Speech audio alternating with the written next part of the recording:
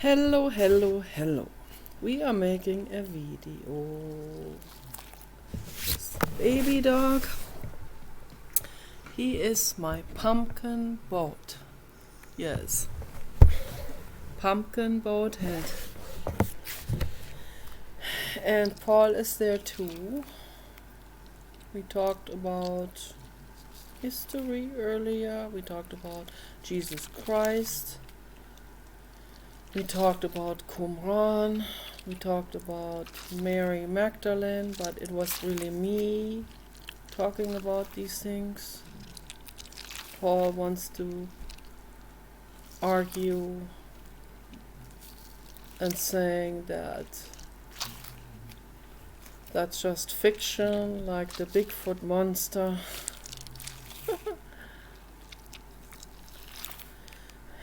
And he gets mad at me for saying that, but why did they close up that tomb of Jesus Christ after the filmmaker, investigative journalist Simcha Jacobovici went into that tomb in Jerusalem? Why did they, after he went in there, why did they immediately board it up with cement and all of that?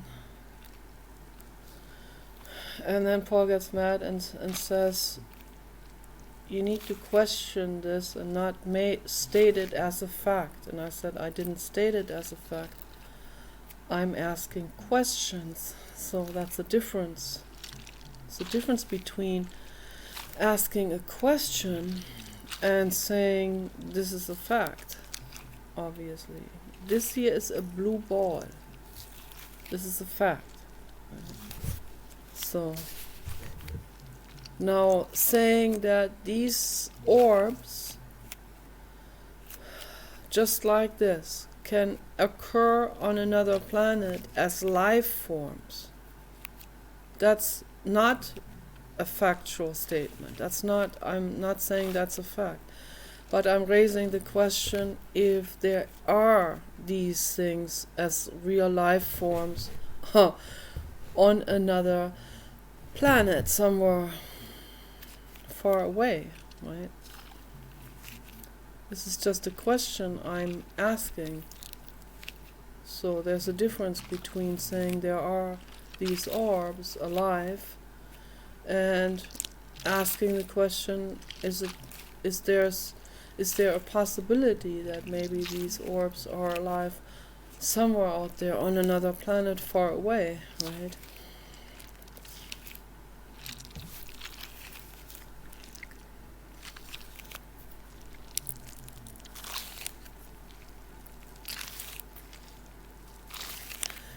This is so nice. So when I was dreaming last night and this morning also, I dreamed about blue crystals, just like this here. I dreamed about, oh yeah, by the way, my hair is too short here. I cut it too short. So it looks terrible, but it will grow back out. I made the mistake of cutting it when my hair was kind of warped, and I sprayed water into my hair, but I didn't have enough water in the hair to make it straighten out completely and then be straight like this, and then I know exactly where the eyebrow line is, but it warped itself, so then I couldn't really see where to cut it. And I cut it again like a Benedictine monk, but that's okay. So I was dreaming about those topaz stones. I think the topaz stones, they have this color actually, and this translucency and transparency, the sparkling of this particular toy blue, very, very deep, like a spirulina algae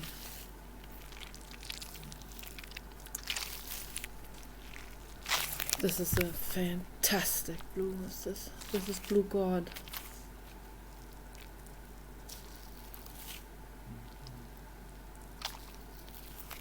Absolutely fantastic.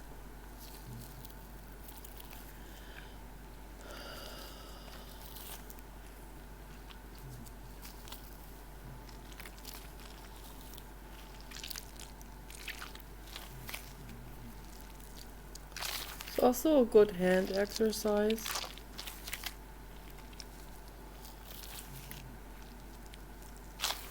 It strengthens the muscles in your fingers and hand.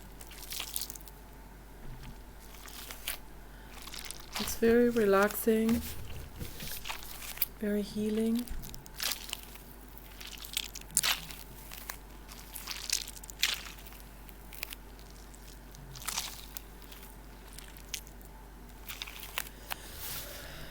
And it's nice to wake up with a dream of deep blue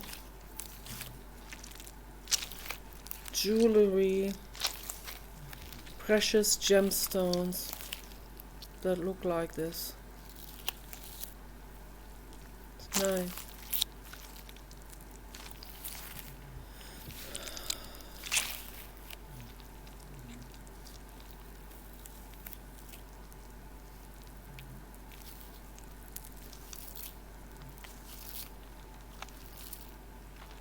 It's very healing.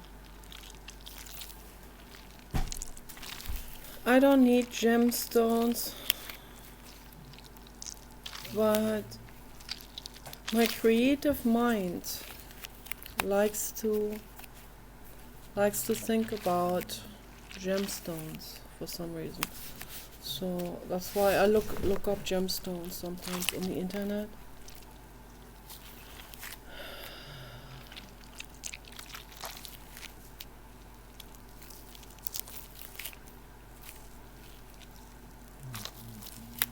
Like to look up fine jewelry, and it's all nice what they make and everything, but it's not exactly my style. So what these people are designing is extremely conservative and fearful, I would say. Creatively fearful. It's all like, how can we appease the public? What are people likely to buy, right? There's always this almost a technical, statistical evaluation with tons of therapists, psychologists, market psychologists figuring out what would be the most popular, what would be the least offensive, what would be the most politically correct jewelry creation style, right? So we have, the fine jewelers, they still make the old-fashioned style from several hundred years ago. They still haven't gotten over that. But they dare to set one toe ahead and put one leaf of that necklace, like a handcrafted silver leaf frame with some diamonds in it. They dare to make that leaf stand up on one end while they are hanging over on the other end. Well, that is politically correct, political correct jewelry design. That's what that is. Okay. That is for the people that are super socially adapted, but they want to be a little bit cutting edge, with the leaf literally cutting its edge up in the other direction. So we are modern, they think, because my jewelry has that whatever sapphire or whatever they use, that sapphire leaf stand in the other direction. Sorry, but Mama Nicola is not okay with that. Clown artist Nicola views that very differently. Okay, so, and I don't care if people are not liking my jewelry design. I wouldn't care. It would take a very bold jewelry company to hire me as the designer. They have to be really, really, almost recklessly bold in their move to hire me, because the artist in me just loves that. Oh gosh, like a kid in the candy store, right? Oh man, I would just love to work in a jewelry company as a designer, and I see all of their amazing gemstones, and I touch them, I handle them all day long. I lay them into the palm of my hand and look at them, how the sunlight sparkles through them and glitters through them like angel dust and angel sparkles, and how the artist nature just wants to work with those amazing gemstones and just use them like a canvas and paint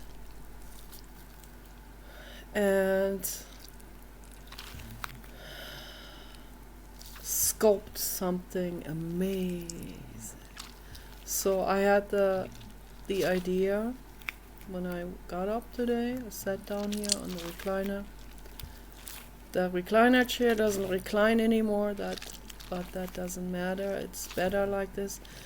It keeps me focused in an upright yoga position, and it's better for brainstorming and meditating on creative thoughts. So, and I was thinking of the topaz stones that look like this, and I don't even want the jeweler to have all of those stones already fully ground down and filed in just the right geometrical, politically correct forms and all of that. It's all nice and pretty, but the artist, Nicola, wants to see amorphous shapes. So even the entire crystal should be in some kind of odd shape, like this here. Some kind of warped shape. Zaha Hadid was also a fan of that, of very warped shapes.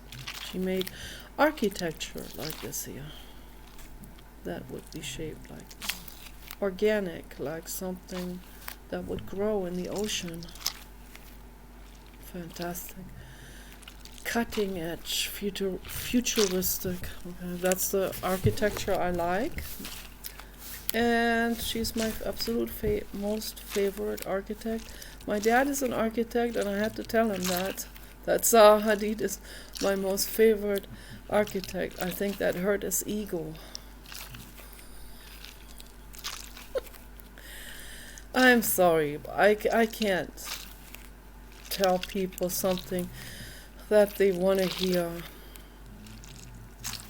when that's not the truth, right? I have to say the truth, even if that offends people. Same with the jewelry that I make. It might offend people what I make. Okay? I can't worry about that. When something this beautiful offends someone, I can't. I can't worry that my artwork might step on someone's religious ego or something. No, I can't worry about that. My artwork knows no boundaries. So the same with jewelry. So when I was a child and someone asked me, what do you want to become? I said, I named 10 different professions, and I meant it. I really wanted to become all of this. And in a roundabout way, that is what I'm becoming, all of these things. Not with diplomas or some kind of certificate that is given to me by other people's approval. No, but out of my own hobby, artistic,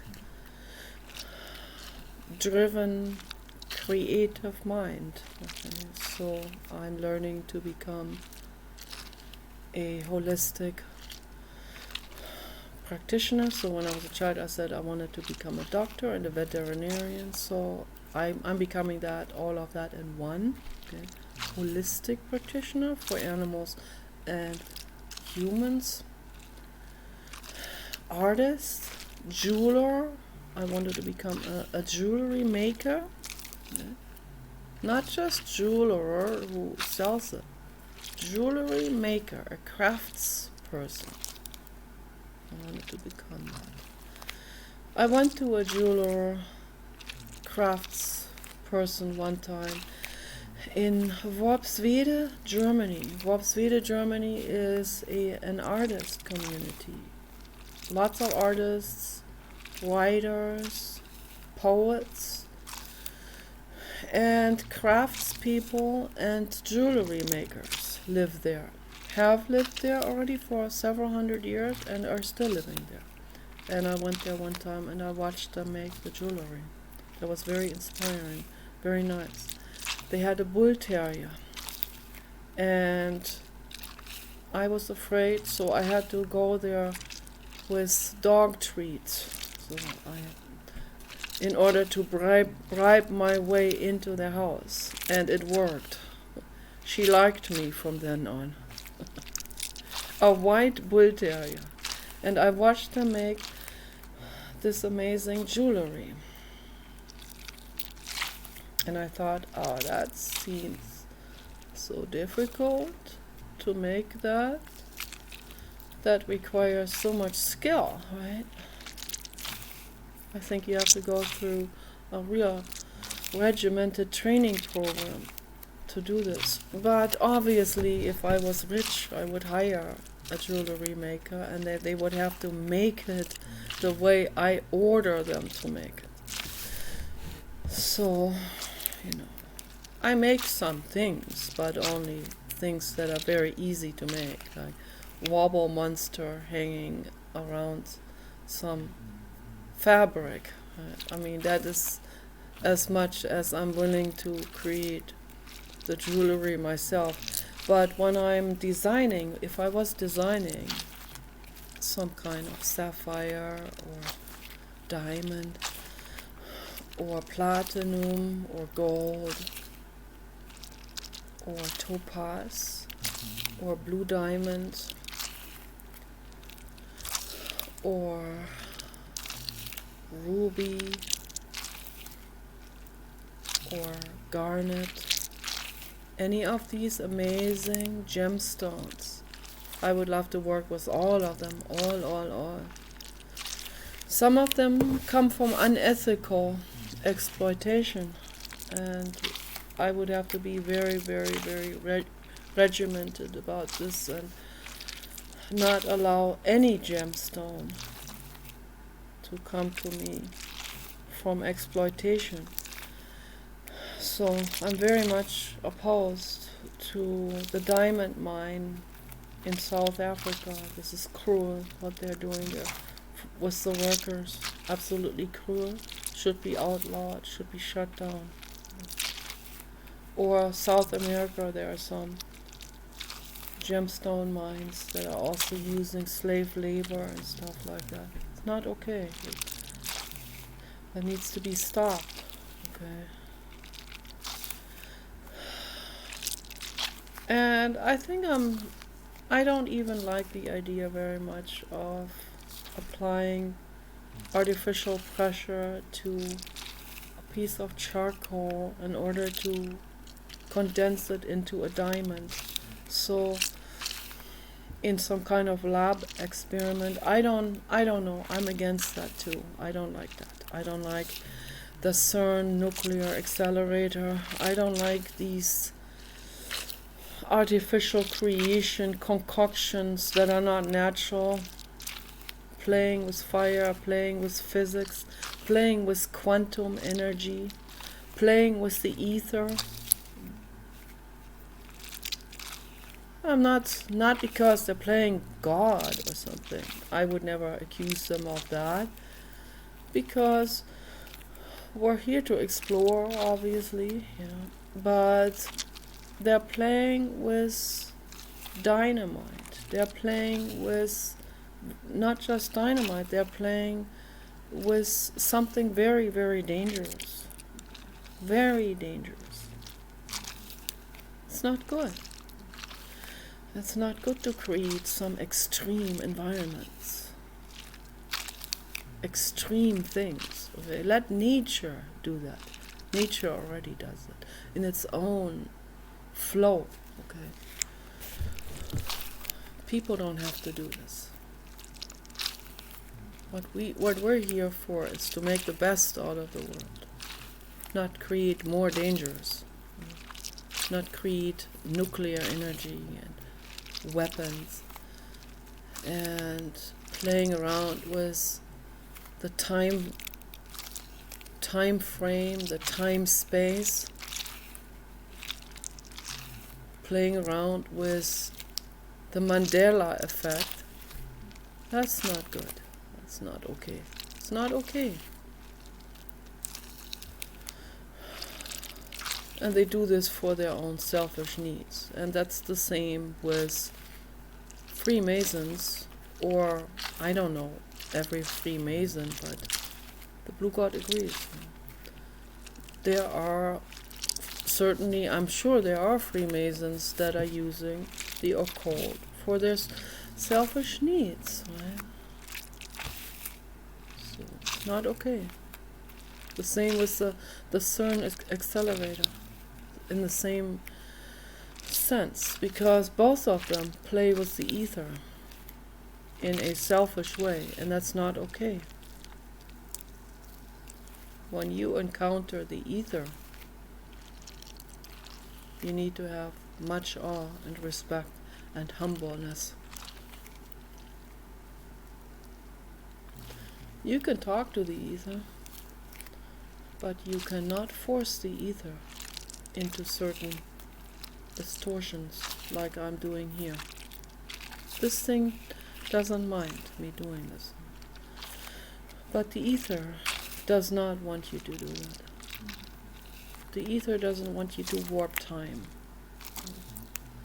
The ether doesn't want you to change the past.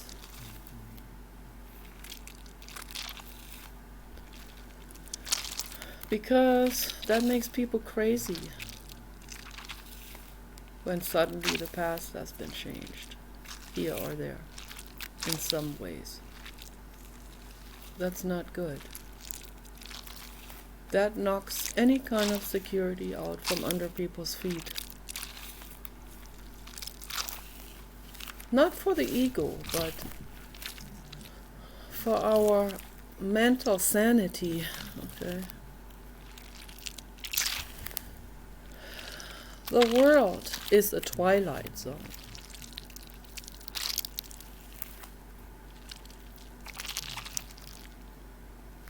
Already it's like that, right? But let's not play around with those kind of things. Let's be grateful for having this planet and having rock solid ground under our feet. And even that rock solid ground is not really solid. Just like you see these individual blue balls inside of the ball, so is also the physics of the quantum ether, subatomic particles.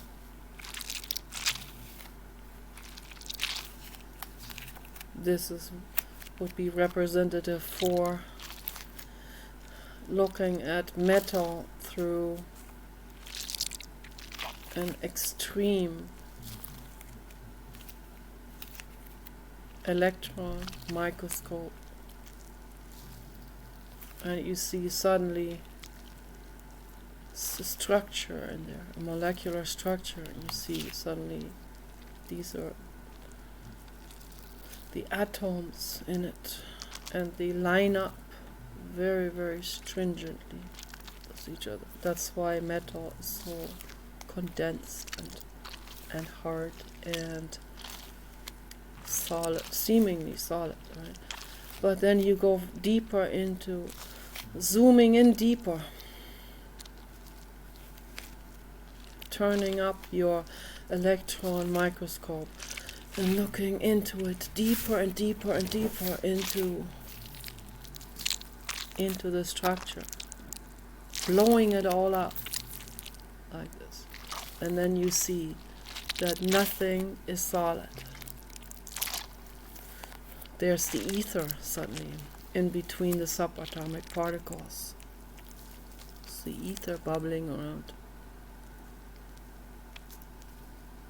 And suddenly you understand that thoughts and words are part of the ether.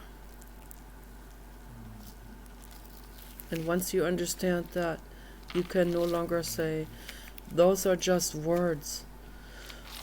This is just a movie. Get over it. No, they're playing with the ether. They're playing around with energy. They're playing around with stuff that does make us crazy in the head, that brings up emotions, that brings up fears, insecurities about who loves us and who doesn't. That makes us depressed. It can throw people over the edge. It can make people suicidal. That's how far that goes. So don't play around with words. Don't use insults. Just because your ego feels the need to get revenge or to feel like you're in charge again. Okay. Don't do that. Instead, use that as an opportunity, whatever situation arises in your life. Use that as an opportunity to say, here I'm triggered. No. What do I do with that? With this trigger? Oh, I better get out of the chat room, or get out of this conversation, or I'm, whatever, I'm talking to whoever you are talking to. Maybe in person. You say, you're triggered. Now you go into your room, you close the door. You don't hurt that other living being, whether that's an animal or human. No, use this as an opportunity and dive into your own mind. Go into your own room and say, what's happening there in my mind? Okay? This is not the end of the world. This is the beginning of life. This is the beginning of your healing path. Okay? And you do it over and over again. You go into your room and you say, I'm triggered now, right now. What's happening now? What's happening? I take myself as an example, right? I sit there, look out the window, suddenly a life review comes up, which usually comes up, and it's painful, So that happens in meditation. And I'm not a very advanced meditator, but these things come up automatically by themselves when I'm just looking out the window, or when I'm lying down on the grass getting grounded, and I look into the sky. Okay, my brain is happy in nature, and then suddenly my brain feels safe enough to bring up another life review. So,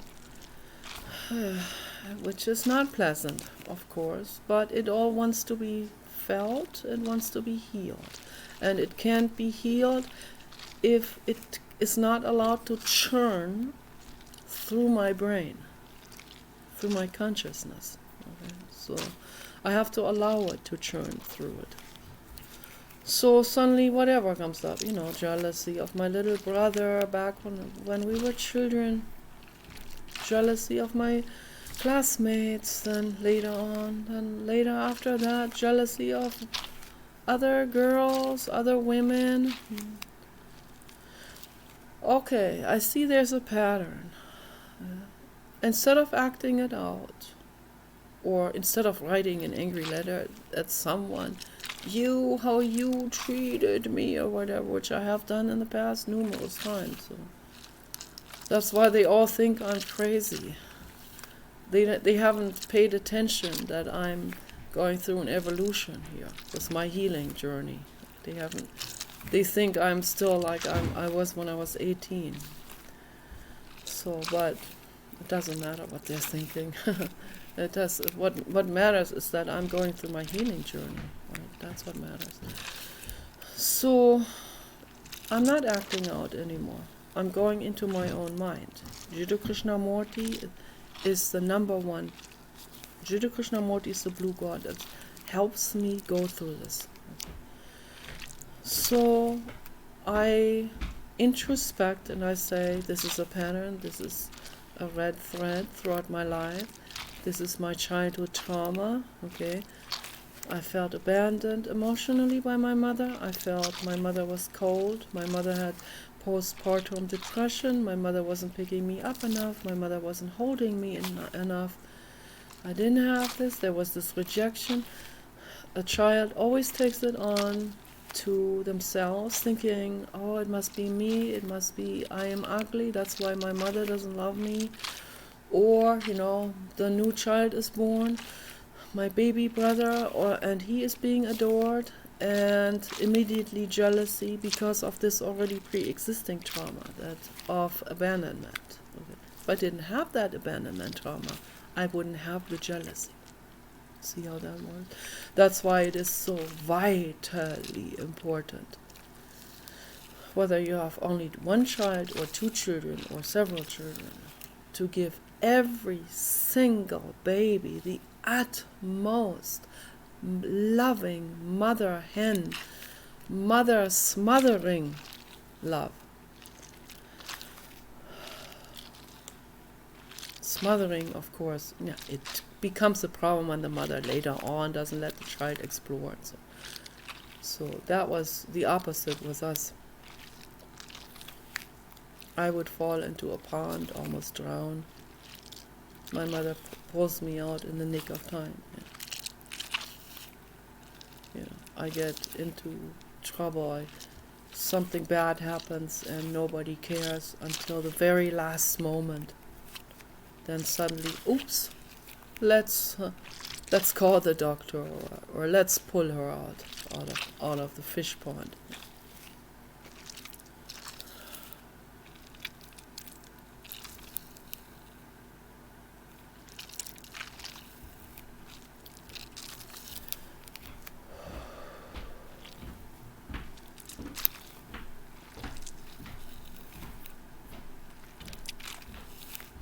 That's a trauma.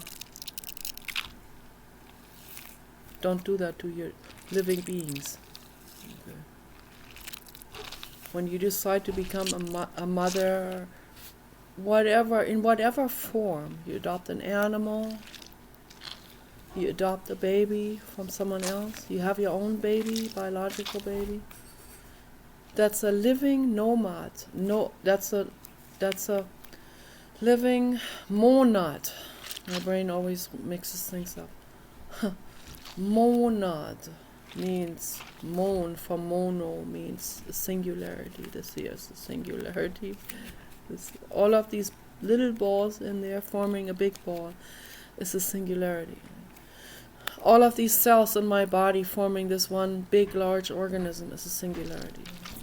It's a unit, as my haters call me. Okay, I don't mind. I'm a unit. You are a unit too. So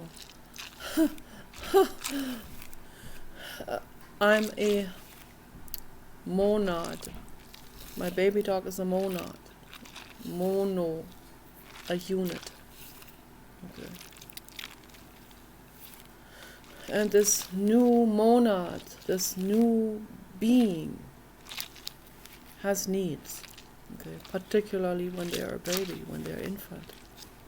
Animals, human babies, they have very, very, very vulnerable needs that the mother has to make them feel 100% unconditionally loved and safe.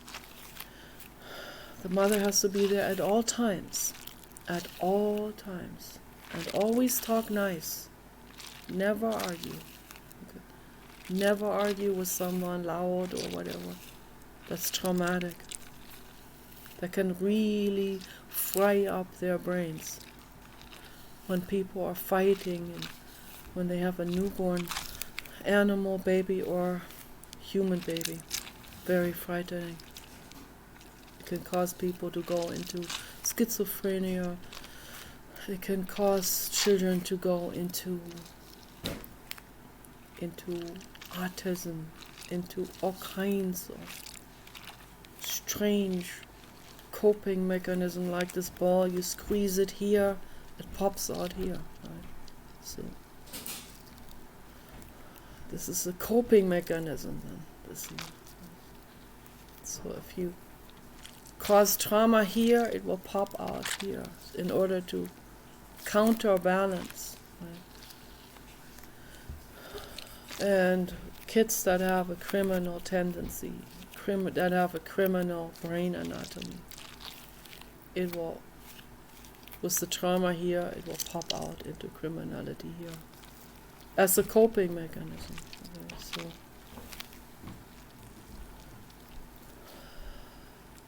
this is very, very complex, that subject of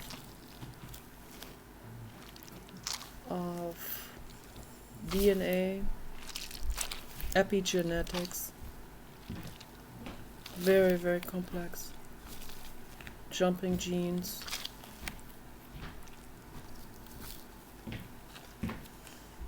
Very, very complex subject. So complex that the scientists are just in the very beginning of it now to look into it. Some people that are intuitive, like Teal Swan, they see a little bit more. They see that we can actually inherit a fear. Well, science is already getting into this as well. They're using the C. elegans worms. Is that because they have a short lifespan and they can do a lot of experimentation in terms of memory that becomes inherited. Trauma becomes inherited in the same way. So when we experience a trauma and we don't resolve that trauma in our lifetime, when we're 25 and the trauma has not been worked on, and I bring a baby into the world at 25 and my trauma hasn't been worked on, then I'm passing my trauma onto the baby, not just through energy fields or my thoughts or my fears, but actually through the DNA. Because my trauma embeds itself into the DNA. That's how complex the DNA is. So But I want to talk more about the topaz. I want to talk more about the jewelry. But all of these things are vitally important to talk about. Vitally important. I mean, life-savingly important. Okay? But I want to talk about the topaz because I am more than thrilled about that dream that I had and this meditation that I had when I sat here and thinking about the topaz gemstone and what I would like to do with that. There is a gemstone dealer in New York apparently, because I saw a show. A jeweler from England came there. He's good friends with that gemstone dealer in New York City. They eat together and all of that and visit each other. But the jeweler from England is a hardcore businessman, I see. He does not budge down. He doesn't budget his way down. He wants the other one to budget his way down. And he won't let go. But they're still friends, because I guess either that jeweler or no jeweler that will buy those amazing gemstones. No, don't do it. Don't even think about it. It's always thinking about, if you're thinking about throwing the computer down.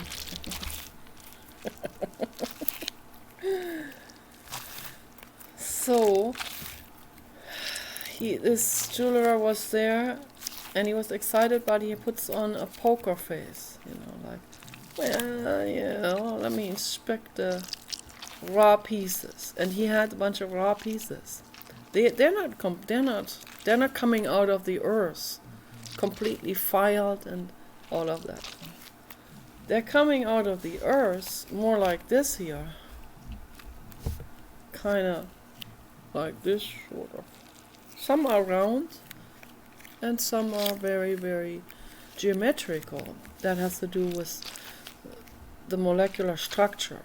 Okay, so, but they come out really, really chaotic, in a chaotic chunk, and uneven and all of that, and rough, and like certain edges sticking here or there, and they're not a completely crafted, filed gemstone.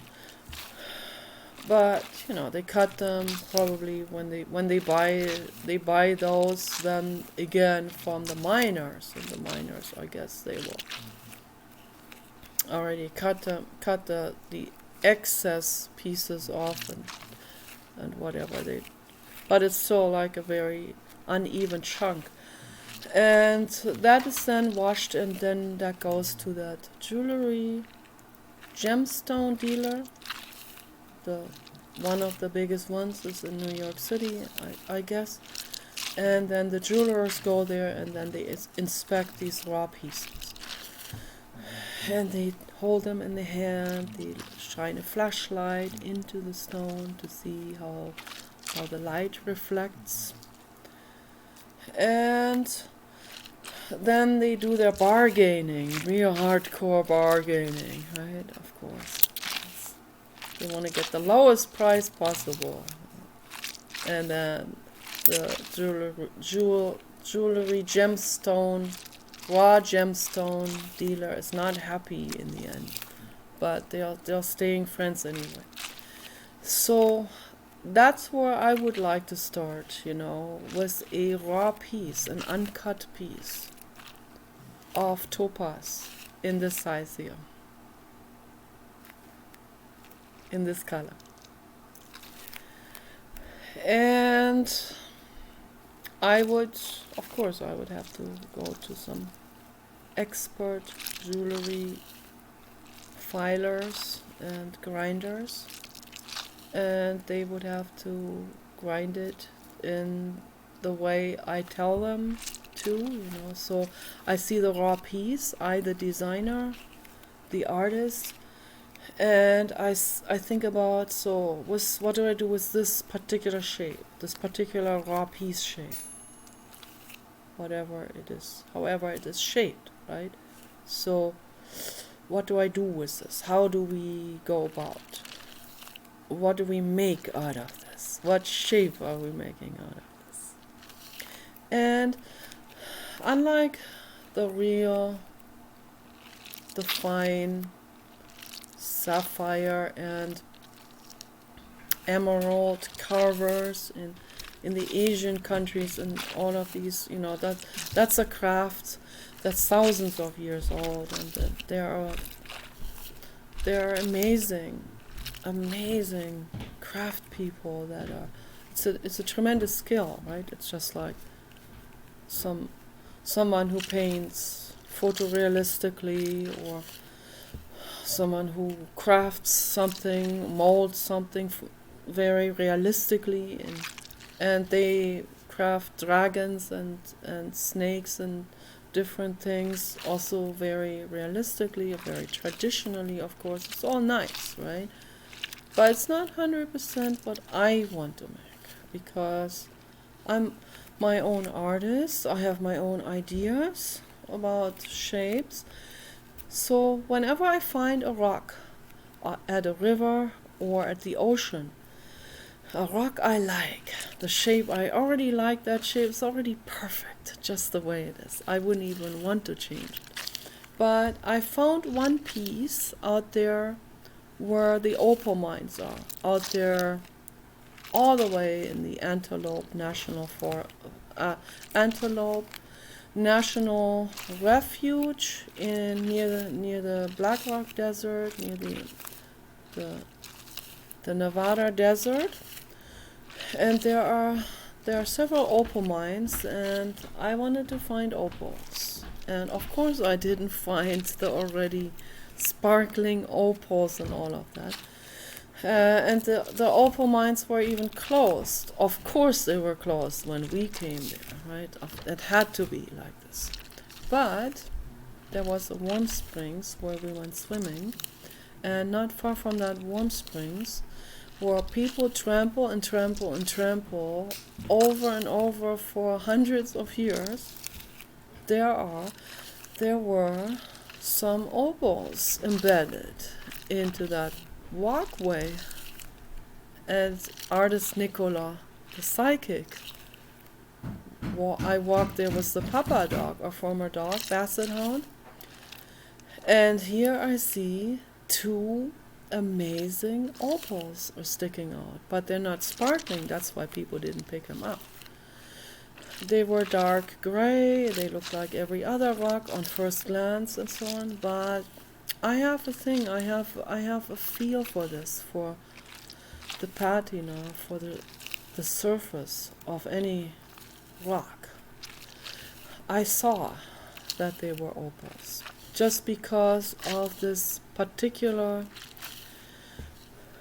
the outer surface that looked like it actually contained water. And that's what opals do, they contain water. And inside of their molecular structure is H2O embedded into it. Not free, but embedded in the structure to make up the entire rock. So it's H2O in a rock form, embedded in rock macromolecules. So, and there's also metals in there. I saw that too, that there are metals embedded in that structure. So I saw all of that, and I started digging them out. Two pieces. One I have in my bathroom that I touch every day. I am in awe with it, because it has almost the shape, it's almost like going into the shape of the blue god in dog form that I make myself. So this will never be changed. That's the perfect shape. And it had been ground into this shape by an ancient ocean So, and then it starts to pop up out of the ground from trampled down earth topsoil. So, and I was so happy when I found that. I knew it was an opal, but I never cut that open. But just holding it in my hand feels good. So, and then I found another one of the same exact, the same type of, the same opal, but the other one is actually a petrified root from a tree. Petrified trees and petrified roots are gemstones. They are no longer the root or the tree, but they are a petrified formation from an original root of a tree or the tree bark. So that's why in the petrified forest in Arizona, you can buy those there. And I bought one. I paid about $80 for this big like this. And it had been polished to a shiny gloss on the top surface, so you can lay your hand on it. It feels really, really good. I love that. Absolutely love it. And I will always take that with me wherever I go. It's a beautiful piece of petrified wood. And so what happens is that's like before the Jurassic even. There were these large trees. Okay. Then there were volcanic eruptions, and the lava flow encased all of that. And then the minerals from the lava flow, they gradually, over millions and millions of years, they flow into the cellular structure of the organic composition of the tree or the root, right? And gradually replace the shape of the actual cells with the crystals. But it kind of stays in that very shape of the molecular structure of the tree. And it's just amazing that it happens like this. This can also happen to fossils. You have some kind of salamander, and that's very tragic when an animal gets buried by the volcanic eruptions. Then through eons, through millions and millions and millions of years, maybe even a billion years, right? Then the crystals, the individual crystals that grow out, they grow into the entire organic structure of that monad that once existed, and replace it with its own crystalline structure. And then it becomes a rock. So that's what fossils are made of. A fossil is a petrified organic, originally existing organic compound. So it has been replaced by minerals, and sometimes by precious gemstone minerals. Okay. In the petrified wood, there are sometimes very precious, like garnet, like the red, or usually it's like, can be pyrite. It usually is calcite and could be tourmaline, those types that are kind of flowing into each other and replacing these individual cells with their own crystalline structure. And then they have different colors, and it looks absolutely gorgeous. When they're polished, it's almost like you can look into that gemstone, into the petrified wood, and looks amazing and feels amazing. So the other piece that I found, the other opal that I found, is also a ground down, but it is from a petrified tree root, which is really, really, really precious. But that piece had been broken at some point in history, was broken. And in more recent history than the original tumbling through the ancient ocean, of course. So in more recent, what I mean by more recent, it could be as far back as 1,000,000 years, okay, or even 10 million years, so that it had at some point broken or broken off. Maybe there was that particular layer was still intact. It was still that particular earth layer was still there, and maybe there was the plate movement, the earthquake plate movement that may have pushed that layer up. Maybe some of that material had broken off, okay? Or the tumbled rock, rather, I would say, had been somewhere, it was on a plateau and fell down through a storm or something like this, and broke into two pieces or several pieces. And so I found this one piece that had one sharp edge from having been broken. So I have this one petrified tree root piece with a sharp, rough, broken edge, and you can't see into it, of course, because it hasn't been polished. And this one, it doesn't look like a sparkling opal, but I believe it is the opal. It is definitely made out of that opalesque same type of molecular structure. That's what I think. That's what it feels like, just like the other one. So I will show it again in a video in the future. So, but I believe that if I cut one piece off that particular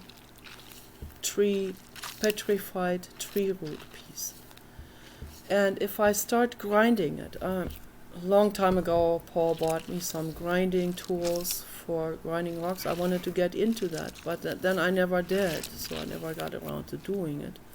I tried it one time, it was too difficult, and I gave up on it, because obviously a jewelry piece like this, a rough one, would have to go into some kind of, it would have to be bolted in some kind of vice grip, and then it has to go into a machine that grinds it for days and for weeks and months at the time, right? Where it's not a person grinding it, it's just in that grinding machine all the time, perpetually. And I think that's the only way that the surface of that will become polished or smooth or even straight. So I think that's what I probably would have to do with it. I don't know. I might try this again and try to polish this again. And I want to cut another piece off on one end and see what happens if I can cut a piece off and see what happens. But only with this particular piece, because that particular piece already has a broken side. That's why. So the other one is a whole, rounded, large chunk. So, and that is its own perfect shape already. But the other one is definitely broken, and because of that, it invites someone to experiment on it and cut it a little bit or grind it and see what happens. So whether on the inside there may be something sparkly or opalesque. So I will have to find out. I want to see. And maybe I can even make some amazing shape out of that. Okay. Through grinding and so on. And then could use that shape for jewelry making. I always like to have larger pieces, so I like larger chunks like this here.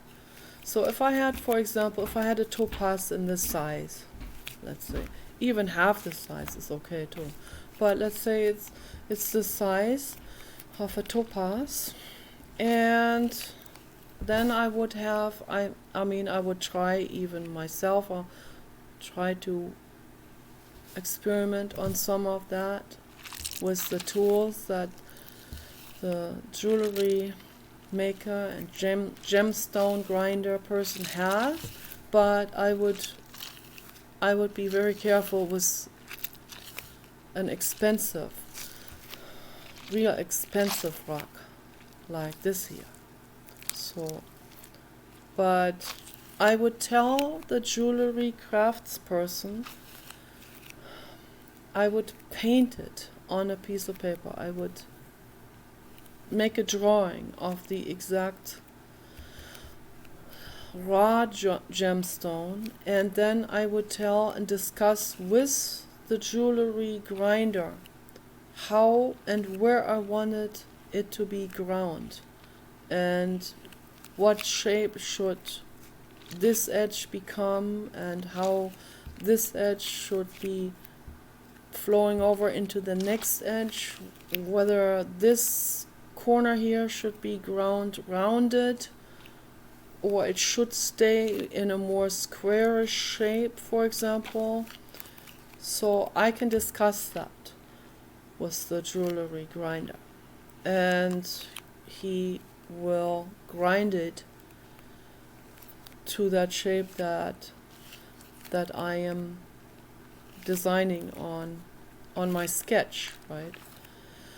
And he will ask me intermittently if this is the right direction where it goes, and then I will say yeah or no, maybe a little bit more grinding on this edge, and so until it finally has the right shape that I want it to be in, and then it just needs to be basically ground into the polished shine on the surface. So maybe here a little edge ground straight, another edge straight, and maybe this other side rounded a little bit.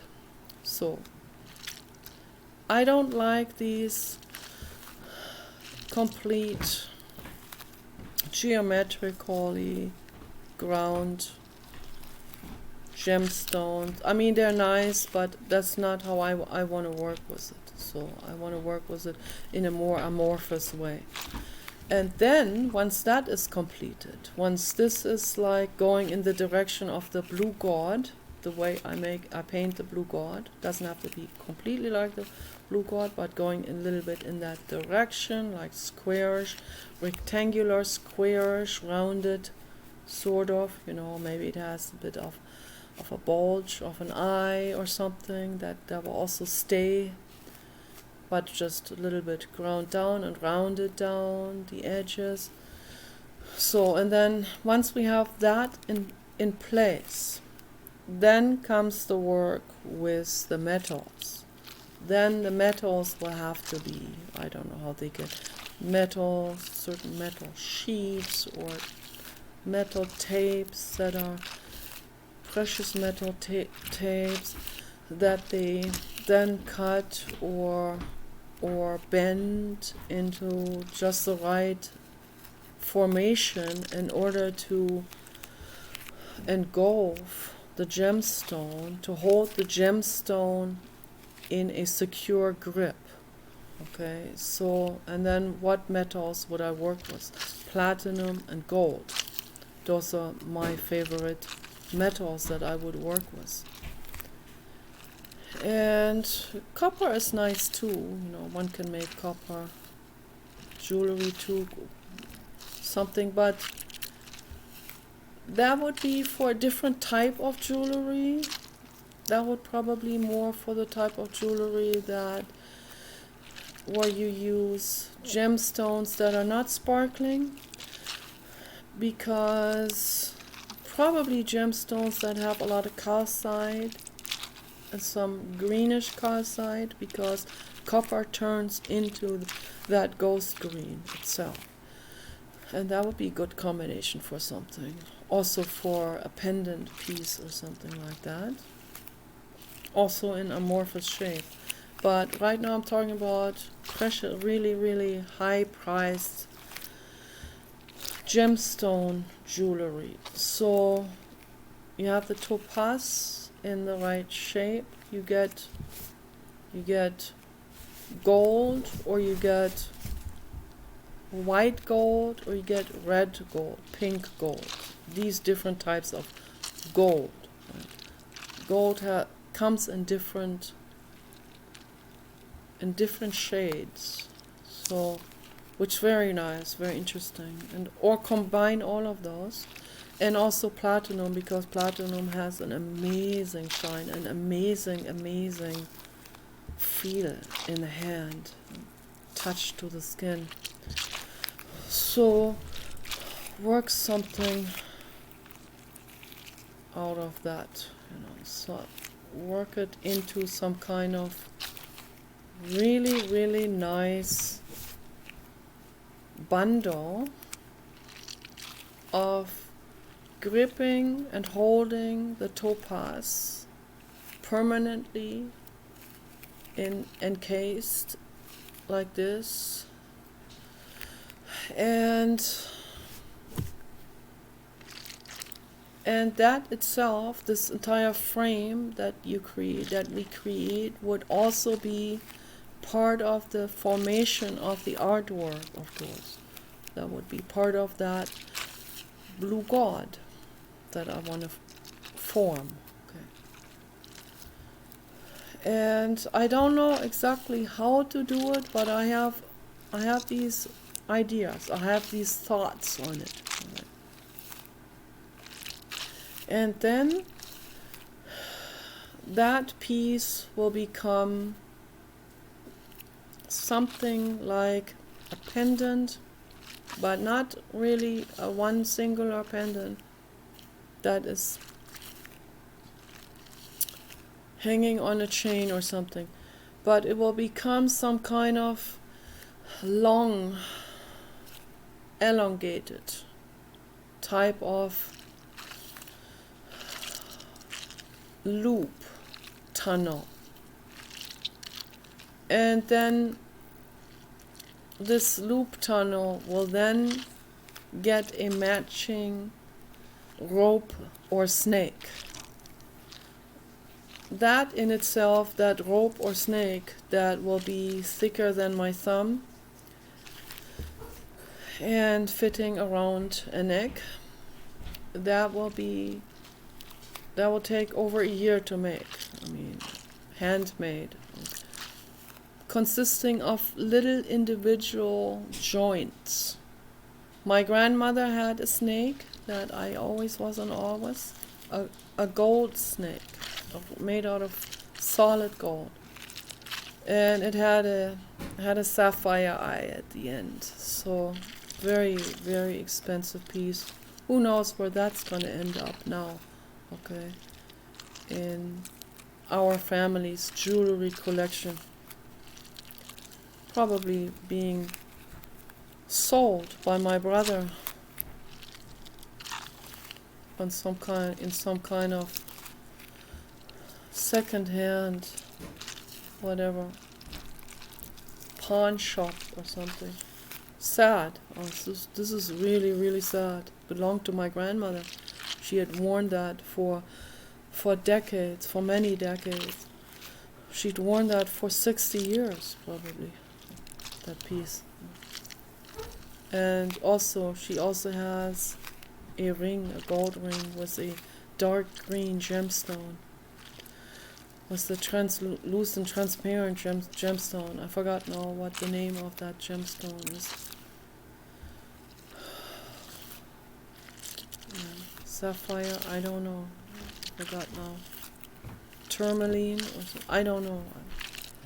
But beautiful, beautiful, beautiful ring. I've worn that ring a few times.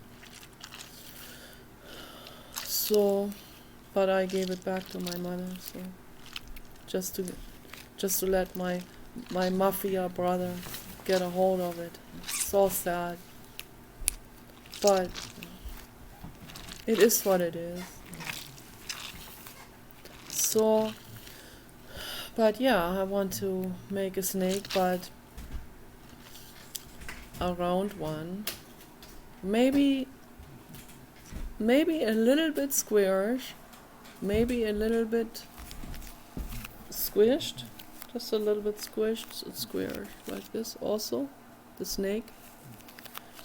Rounded, of course, and then a little thicker than my thumb. And that snake will then be threaded, will be tunneled, Blue God agrees, will be tunneled into that gemstone tunnel. And then you have the perfected Blue God jewelry piece. The ultimate jewelry piece, the royal, called the Blue God, the ultimate, most expensive, most exquisite neck jewelry piece that has ever been made in history, or jewelry piece in general that has ever been crafted in history. So that is what I'm thinking about. That's what's going through my head. And then have that and put it around your neck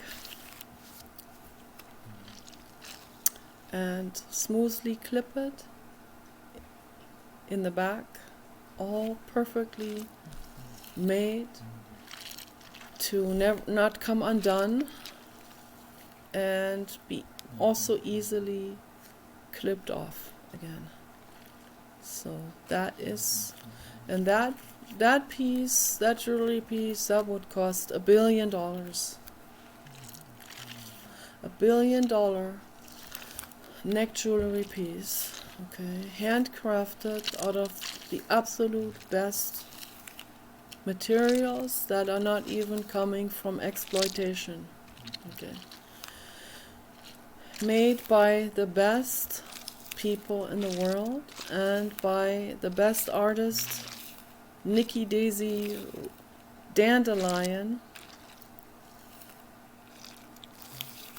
designed and worked with those amazing jewelry grinders and jewelry crafters.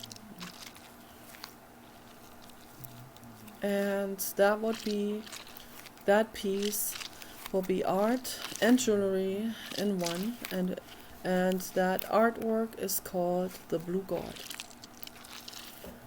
And I want to have that made for me, for my neck. Well, this is all fairy tale stuff, but this is fun, to envision. These are visualizations, and it's good to to do these visualizations. It's a meditation. Okay, so peace and love for all living beings.